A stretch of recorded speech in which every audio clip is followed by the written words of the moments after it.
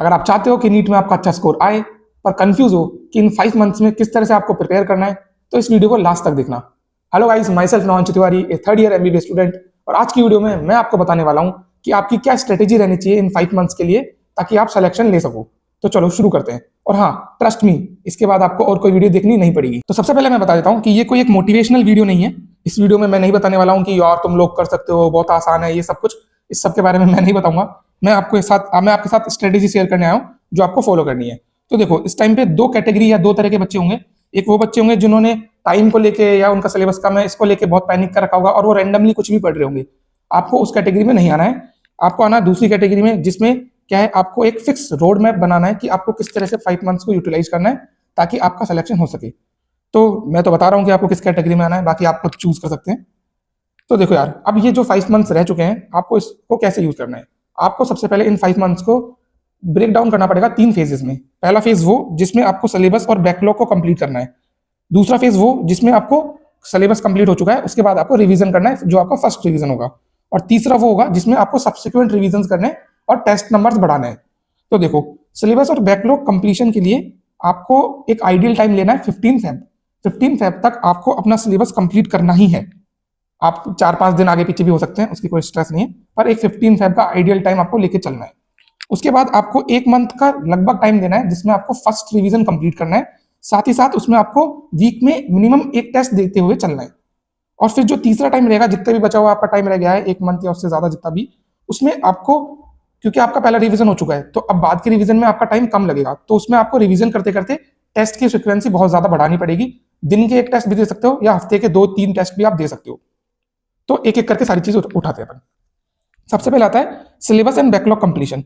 तो देखो यार, अगर इस टाइम पे आपका एक अच्छे अमाउंट का सिलेबस कंप्लीट हो चुका है और आपके पास ज्यादा कोई बैकलॉग भी नहीं है, या तो अगर आपने कोई बैचेस ले रखे हैं तो उस बैच के हिसाब से आप सही चल रहे हो, आपका कोई बैकलॉग नहीं है, बराबर चल रहे हो, और अगर आप एस्टिमेट कर रहे हो कि आपका सिलेबस 25 फेब के आसपास ही कंप्लीट हो जाएगा, तो आप एकदम सही चल रहे हो। आपको अपनी पेस इसी तरह से बना के रखनी है, कोई इनकंसिस्टेंसी नहीं लानी है, बिल्कुल इस तरह से चलना है और अपने पूरे सिलेबस को फुल लेक्चर्स के थ्रू ही कंप्लीट करना है। साथ ही साथ अगर आपका कोई बैकलॉग है तो उसको विद टाइम खत्म कर लेना है, ठीक है। अगर आप दूसरी कैटेगरी में आते हो जिसमें आपका सिलेबस काफी पेंडिंग है, या तो क्योंकि आपका बैकलॉग ज्यादा है या आपका बैच थोड़ा स्लो चल रहा है, जिस हिसाब से आपका सिलेबस 25 फेब या 15 फेब तक कंप्लीट नहीं हो पाएगा, तो आपको क्या करना है, आपको वन शॉट लेक्चर पे स्विच करना है। वन शॉट लेक्चर पे क्या करना है, अगर आप वन शॉट लेक्चर्स पे जाते हो तो आपको नंबर ऑफ क्वेश्चन ज्यादा लगाने पड़ेंगे, क्योंकि अगर आपने क्वेश्चन प्रैक्टिस कम कर रखी है तो वो पहले ही आपने वन शॉट से लेक्चर लिया है, उसके अलावा आपने क्वेश्चन प्रैक्टिस भी कम कर रखी है, तो वो चैप्टर आपका वीक रहेगा। अगर कोई भी चैप्टर आप वन शॉट से कर रहे हो तो उसको प्रॉपर बनाने के लिए, उसको चैप्टर को एकदम स्ट्रॉन्ग करने के लिए आपको उसकी क्वेश्चन प्रैक्टिस बढ़ानी पड़ेगी। तो ये देख लीजिए कि आपको कब आपको वन शॉट लेक्चर लेने और कौन सी स्टेट में आपको फुल लेक्चर्स लेने। मेन आपका एम यही होना चाहिए कि आपका सिलेबस कंप्लीट हो जाएगा 15 फेब के आसपास, 10 दिन आगे पीछे भी चल सकता है। वन शॉट लेक्चर के लिए मैं आपको टिप दूंगा कि अगर आप बायो के लिए वन शॉट लेक्चर देखना चाहते हो तो तरुण सर के भी देख सकते हो और विपिन सर के भी देख सकते हो। विपिन सर के बहुत अच्छे हैं, तरुण सर के भी काफी अच्छे हैं। सेकंड, अगर मैं बात करूं फिजिक्स के लिए बिल्कुल एमआर सर के वन शॉट लेक्चर बेस्ट है एकदम, आप उनको बिल्कुल फॉलो कर सकते हो। तीसरा आता केमिस्ट्री में इनऑर्गेनिक के लिए एमडी सर, ऑर्गेनिक के लिए पंकज सर, और फिजिकल के लिए आप या तो अमित महाजन सर के लेक्चर देख सकते हो या सुधांशु सर है, उनके लेक्चर्स भी आप देख सकते हो। वन शॉट लेक्चर आपको कौन से चैप्टर्स के नहीं लेने हैं। अगर आप एक ड्रॉपर स्टूडेंट हैं या अगर आप एक ड्रॉपर स्टूडेंट हैं और आपके पिछले साल कुछ चैप्टर वीक रह गए थे, तो प्लीज उन चैप्टर को वन शॉट के थ्रू मत करना, उनके आप फुल लेक्चर्स लो ताकि उनका एकदम अच्छे से आ जाए वो चैप्टर आपको। दूसरा, अगर कुछ चैप्टर्स, बेसिक चैप्टर्स जो होते हैं जिसमें आपको चैप्टर्स की बेसिक थ्योरी पता लगती है, उन चैप्टर्स को भी आपको वन शॉट से नहीं लेना है, उनको भी आपको लॉन्ग फॉर्म में ही देखना पड़ेगा। एक इंपॉर्टेंट बात यह है कि अगर आप वन शॉट लेक्चर देखते हो तो ये नहीं कि वन शॉट लेक्चर चलाया उसको मूवी की तरह 3-4 घंटे का वन शॉट लेक्चर बैठे हैं आराम से ऐसे देख रहे हैं, नहीं। वन शॉट लेक्चर देखते टाइम आपको क्या ध्यान रखना है कि आपको उसके नोट्स बनाने। सर अगर क्लास में कोई क्वेश्चन करा रहे हैं तो वो क्वेश्चन आपको लिखने भी हैं, अगर आप नहीं लिख रहे हो तो आपको वो साथ ही साथ सॉल्व करने हैं। तीसरी बात कि एक बार लेक्चर खत्म हो गया तो उसके बाद आपको उसमें क्लास में जो भी आपने पढ़ा है वो सारा आपको रिवाइज करना है। मेन चीज वन शॉट लेक्चर के लिए ये है कि आपको उस टीचर को ट्रस्ट करना बहुत जरूरी है। ऐसा नहीं है कि आपने 5-6 घंटे लगा के किसी भी चैप्टर का वन शॉट लिया है, उसके बाद आपको लग रहा है यार नहीं सर ने तो ढंग से नहीं पढ़ाया या सर ने कम पढ़ाया, मैं किसी और टीचर का वन शॉट देख लेता हूँ। नहीं, पहली बात तो इतना आपके पास टाइम नहीं है, और किसी एक चैप्टर पे 2-2 वन शॉट लेना बिल्कुल भी सही नहीं है, मुझे ऐसा लगता है। तो आपको जिस टीचर पे ट्रस्ट है उसी टीचर के वन शॉट लेक्चर लेने, ऐसे इधर उधर स्विच होना नहीं है। तो ये तो बात होगी अपने सिलेबस कंप्लीशन की। दूसरा आता है कि सिलेबस तो चल रहा है, कंप्लीट हो रहा है, साथ के साथ क्वेश्चन प्रैक्टिस भी करनी है। तो क्वेश्चन प्रैक्टिस के लिए सबसे इंपॉर्टेंट बात यह है कि क्योंकि टाइम कम है तो आप 5 तरह के रिसोर्सेस यूज नहीं कर सकते, आपको बहुत लिमिटेड रिसोर्सेस ही यूज करने हैं। जैसे अगर मैं बात करूं फिजिक्स और केमिस्ट्री की, तो फिजिक्स और केमिस्ट्री में आपको क्लास में जो आपको क्वेश्चंस करवा रहे हैं आपको वो क्वेश्चंस करने हैं, साथ ही साथ आपको पीवाईक्यू करने हैं। और आपको या तो आपके क्लास के साथ डीपीपी मिलती होगी, वो कर सकते हो, नहीं तो आपका एक कुछ फिक्स एक ही मॉड्यूल होगा, उसी को सॉल्व करना है। 5 तरह के मॉड्यूल सॉल्व करने की जरूरत नहीं है, एक ही तरह के मॉड्यूल को सॉल्व करना है। और उन क्वेश्चंस को रिपीटेडली बार बार जब आप रिवाइज करोगे या सेकंड टाइम रिवाइज करोगे तब भी उनको ही देखना है, नए क्वेश्चंस नहीं देखने हैं। दूसरा आता है बायो। बायो के लिए वही क्लास में अगर सर आपके कोई क्वेश्चन करवा रहे हैं तो क्लास वाले क्वेश्चन बायो के पीवाईक्यू करने ही है।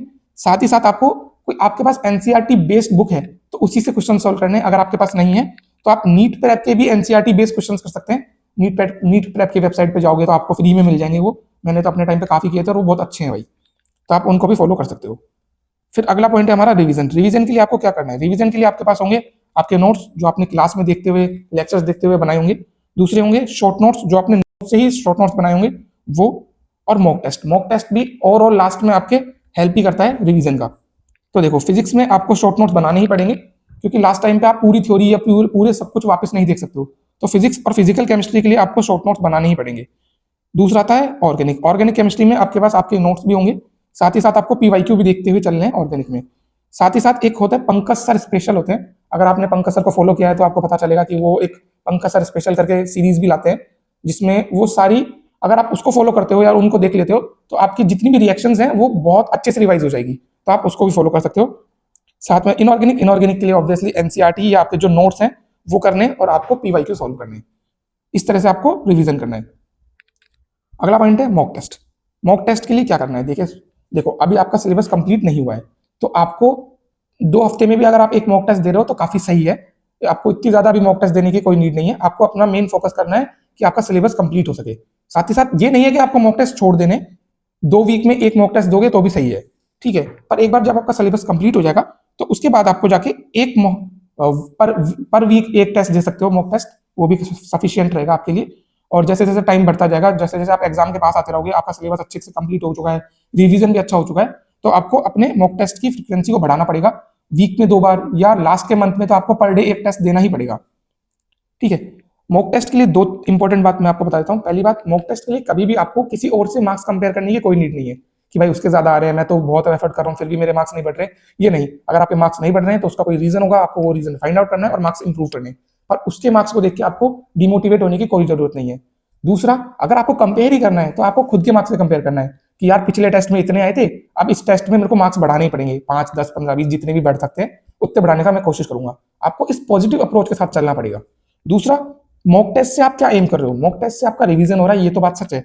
दूसरा, मॉक टेस्ट में आपको एक बार आपने जब मॉक टेस्ट दे दिया है तो उसके बाद उसका एनालिसिस करना है, और जितनी भी मिस्टेक्स हैं उसकी आपको एक मिस्टेक कॉपी भी बनानी है, जो मैं बहुत बार कह चुका हूं पहले भी कि एक मिस्टेक कॉपी बनानी पड़ेगी, जितनी भी मिस्टेक्स आपसे हुई है वो सब उसमें लिखना है।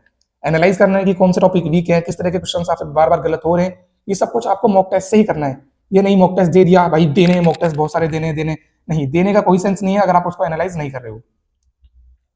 लास्ट में मैं आपको कुछ और टिप्स भी देना चाहता हूं कि देखो क्योंकि बहुत कम टाइम बच चुका है तुम्हारे पास और सिलेबस आपके पास काफी होगा, तो आपको रिसोर्सेस लिमिट करने हैं। आप 500 तरह के रिसोर्सेस की तरफ नहीं जा सकते हो, आपको लिमिटेड रिसोर्सेस के साथ ही चलना पड़ेगा ताकि आपका कोर्स फास्ट भी हो सके और इफेक्टिव मैनर में भी हो जाए।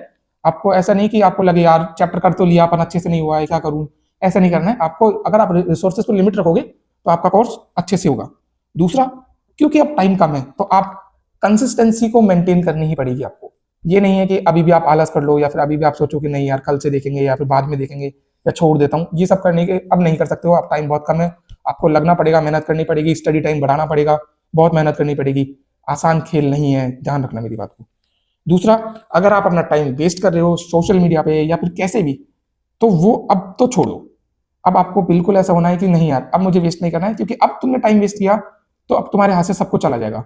तुम नहीं कर पाओगे स्कोर भाई, मैं साफ बता रहा हूँ कि अब भी तुम नहीं लगे ढंग से, अब भी तुमने मेहनत नहीं बढ़ाई है तो फिर नहीं हो पाएगा तुम्हारा सिलेक्शन, साफ बात है। तुम्हें अपना कोर्स कंप्लीट करना है, तुम्हें बहुत सारे मल्टीपल रिवीजन करने हैं, एनसीईआरटी पढ़ो भाई, 8 10 बार पढ़नी है एनसीईआरटी तभी याद होगी, ठीक है। फिजिक्स और फिजिकल केमिस्ट्री के लिए शॉर्ट नोट्स बनाने हैं, मिस्टेक कॉपी बनानी है टेस्ट देने के बाद, टेस्ट को एनालाइज करना है। और हाँ, एक एक्स्ट्रा टिप ये है कि अगर तुमसे हो सकता है तो तुमको जेई मेंस के पीवाईक्यू सॉल्व करने हैं फिजिक्स और केमिस्ट्री के लिए। ज्यादा भी नहीं करने के 10-15 साल के कर रहे हो, 3 से 5 साल के पीवाईक्यू आप सॉल्व करोगे, वो भी मोर देन सफिशियंट है, ताकि आपको एक थोड़ी एक्स्ट्रा एज मिल सके औरों से। ठीक है, तो इस बात का ध्यान रखना है। बाकी अगर तुमको शॉर्ट नोट्स चाहिए फिजिक्स और फिजिकल केमिस्ट्री के लिए, तो उसके शॉर्ट नोट्स मैंने अपने टेलीग्राम चैनल पर डाल रखे हैं, आप टेलीग्राम चैनल को फॉलो कर सकते हो, जाके ज्वाइन कर लेना चैनल के। टेलीग्राम चैनल के लिंक डिस्क्रिप्शन में है। बाकी अगर आपको ये वीडियो पसंद आई है तो इसको लाइक शेयर सब्सक्राइब बिल्कुल कर देना। Thank you for watching.